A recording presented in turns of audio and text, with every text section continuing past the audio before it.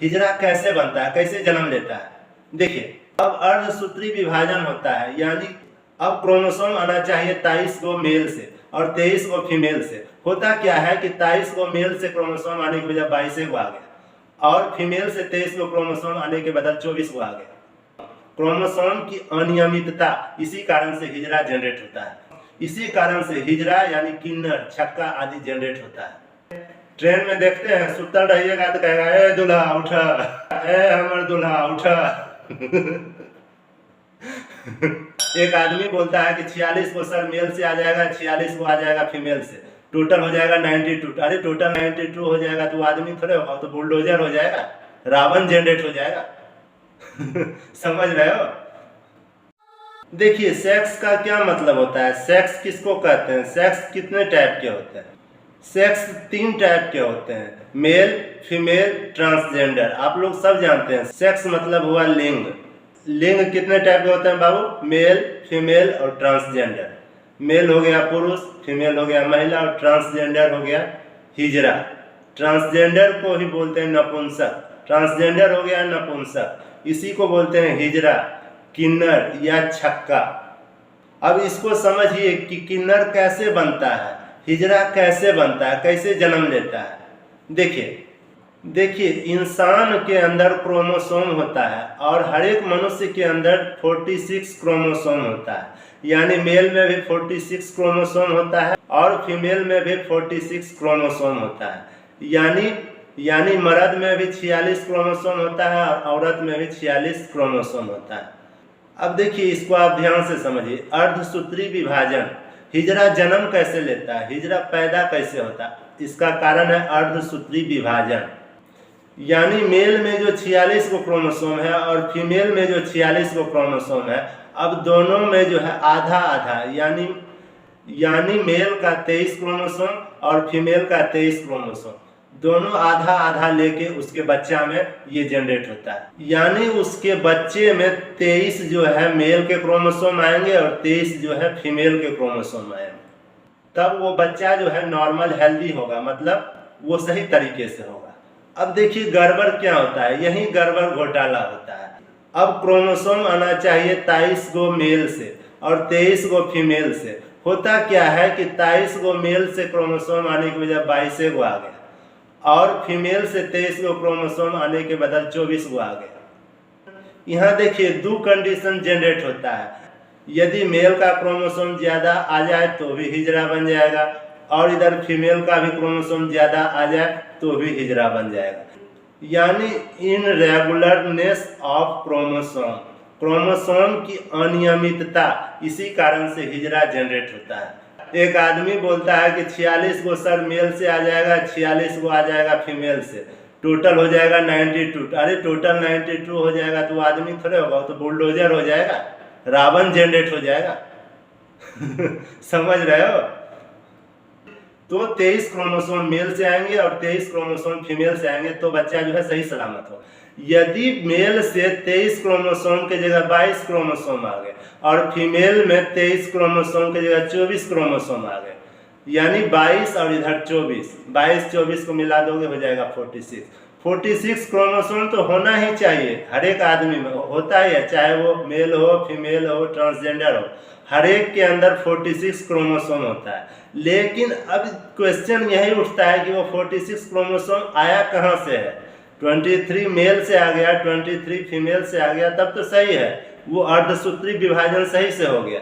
लेकिन यही गड़बड़ हो जाता है ना कि 23 गो मेल के आने की जगह 22 गो मेल से आ गया, या फिर 23 गो फीमेल से आने की जगह ज़्यादा आ गया। ज़्यादा कम बेसी यानी अनियमितता, इररेगुलरनेस, यानी irregularness in chromosome, that is called transgender.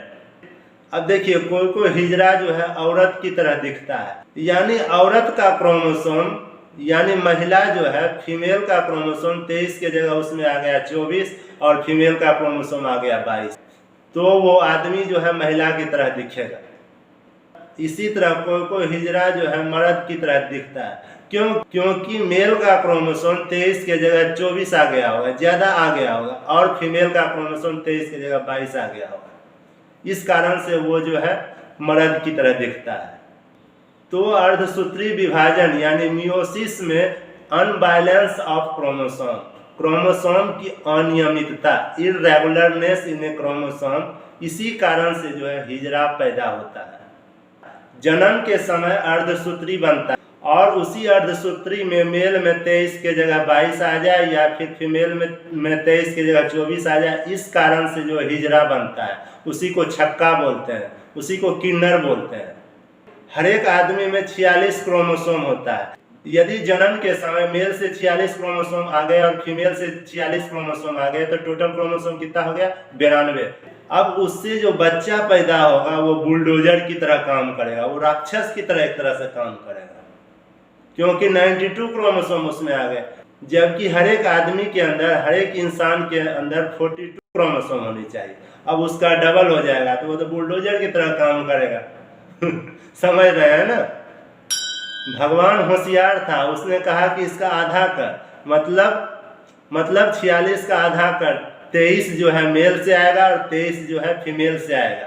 तो 23 इधर से आ गया, 23 इधर से आ गया, तो टोटल बन जाएगा 46।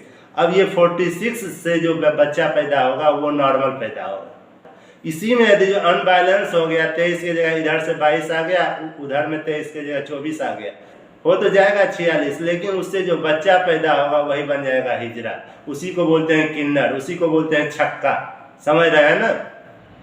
मेल में से कितना आएगा? 23 गो। फीमेल में से कितना आएगा? 23 गो। यानी 23 + 23 हो जाएगा 46। इसी को बोलते हैं अर्धसूत्री। नहीं तो बन जाएगा बुलडोजर। समझ में आ रहा है? मेल में से आना चाहिए कितना? 23। फीमेल में से आना चाहिए कितना? 23। कभी कभी क्या होता है, मेल में 23 की जगह 22 गो आता है, फीमेल में 23 की जगह 24 गो आ जाता है। कभी कभी मेल में ही 23 की जगह 24 गो आ जाता है और फीमेल में ही 23 गो की जगह 22 गो आता है। इस कारण से क्रोमोसोम की अनियमितता, इसी कारण से जो है ट्रांसजेंडर बनता है, इसी कारण से हिजरा बनता है। उसी को बोलते हैं छक्का। ट्रेन में देखते हैं, सुतल रहिएगा तो कहेगा ए दूल्हा उठा, ए हमर दूल्हा उठा। उन लोगों को पैसे दे देना चाहिए। दरअसल क्या है कि आप लोग जो है उनको अपने मकान में रहने नहीं दीजिएगा, तो इस कारण से वो लोग कहाँ जाएंगे? वो लोग भी तो आदमी हैं, तो उन लोगों को भी जो भी बने पैसे दे देना चाहिए इंसानियत के नाते। स्कूल और में उनको अच्छा से पढ़ने नहीं दिया जाता है, तो सरकार ने तो रेलवे के ग्रुप डी में सफाई और में किन्नर आदि को लगा लेते हैं। हम तो कहते हैं कि पुलिस डिपार्टमेंट में इन लोगों को ज़्यादा रखना चाहिए। सपोज अगर कोई बैंकर लूट के चला गया, सपोज कोई बैंकर लूट लिया, बैंकर में चोरी हो गया, तो गुंडा बदमाश को मत भेजिए, इन्हीं किन्नर 10-20 को इसी सब किन्नर 10-20 को भेज दीजिए। वो जाकर तुरंत कहेगा ए बुआ लाओ पैसा लाओ, लाओ पैसा जी। तो और ज्यादा करके पैसा दे देगा वो। समझ रहे हैं ना? तो और भी पैसा लूटने की जगह और भी उसे पैसा ज्यादा करके दे देगा। तो पुलिस दरोगा में भी किन्नर आदि को रख सकती है सरकार। किसी के शादी विवाह या फिर जन्मदिन में किन्नर लोग आ जाते हैं, देखते हैं झुमके लोग और सब उतार के दे देते हैं। तो आखिर ये लोग भी तो हम सब के भरोसे ही जीते हैं, तो इन लोगों को देने भी चाहिए। देखिए, जिस भगवान ने इतना सुंदर शरीर हम सबको दिया है, उसी भगवान ने उसका शरीर बिगाड़ा है। इसलिए कभी किसी के परिस्थितियों पे मजाक नहीं उड़ानी चाहिए। और आपको जान के आश्चर्य होगा कि बड़े बड़े करोड़पति लोग, जब कारगिल का युद्ध हो रहा था तो उस समय में किन्नर समाज ने, किन्नर लोगों ने मिल के कारगिल के युद्ध में अपना सहयोग प्रदान किया। तो ऐसे लोगों को कौन भूल सकता है? देखिए, पढ़ाई का मतलब ये नहीं होता है कि आप पढ़ लिख के नौकरी ले लीजिए। नौकरी तो पढ़ाई का एक छोटा सा अंग है। असली जिंदगी तो आपको नौकरी के बाद शुरू होती है। असली चीज तो नौकरी के बाद शुरू होती है, संस्कार से। और आपका संस्कार दो चीज पे डिपेंड करता है कि आपके माता पिता ने आपको कैसे शिक्षा दी है, आप किस टाइप की एजुकेशन से पले बढ़े हैं। असली लाइफ तो आपको नौकरी के बाद से शुरू होती है। तो किसी के परिस्थिति पे मजाक नहीं बनानी चाहिए। तो इंसानियत बनना सबसे ज़्यादा जरूरी है। ऐसा थोड़े होता है कि दो पैर पे चलने वाला सभी आदमी इंसान होता है, दो पैर पर चलने वाला कुत्ता भी होता है। यदि आदमी भी 2 पैर का होकर वो उसके अंदर इंसानियत नहीं है तो वो भी कुत्ता से कम नहीं है। देखिए, लाइफ का मकसद क्या है? आए हैं, ऐसे ही आए हैं और ऐसे ही चले जाइएगा, तो इसका मतलब क्या है? देखिए, लोग बच्चे को पैदा करते हैं ये सोच के कि आगे जाके ये हमारे कुल खानदान का नाम रोशन करेगा, ये हमारे कुल का चिराग बनेगा, कुल का दीपक बनेगा। लेकिन उसी बेटे से पूछिए कि तुम्हारे दादा का क्या नाम है, परदादा का नाम क्या है, वो बता भी नहीं पाता है कि उसके परदादा का क्या नाम है। यही आदमी कुल खानदान का नाम रोशन करेगा। जिसको अपने कुल का नाम नहीं याद है, जिसको अपने खानदान का नाम नहीं याद है, वो आदमी क्या कुल खानदान का नाम रोशन करेगा?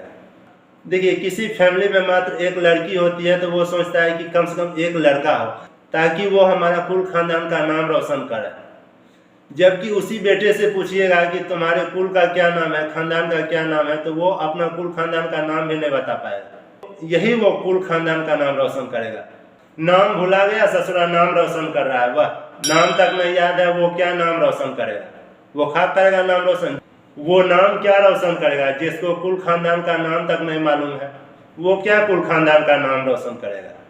यहाँ कोई सिकंदर के खानदान का है, लेकिन जब तक सिकंदर का नाम रहेगा पूरा दुनिया उसके खानदान को याद रखेगा। आप ऐसे आदमी बनो कि आप अकेले ही कुल खानदान का नाम रोशन करो। आप ऐसा काम करो। क्या महात्मा बुद्ध को कोई भूल सकता है? महात्मा बुद्ध के कुल खानदान को महात्मा बुद्ध के नाम से ही जाना जाता है।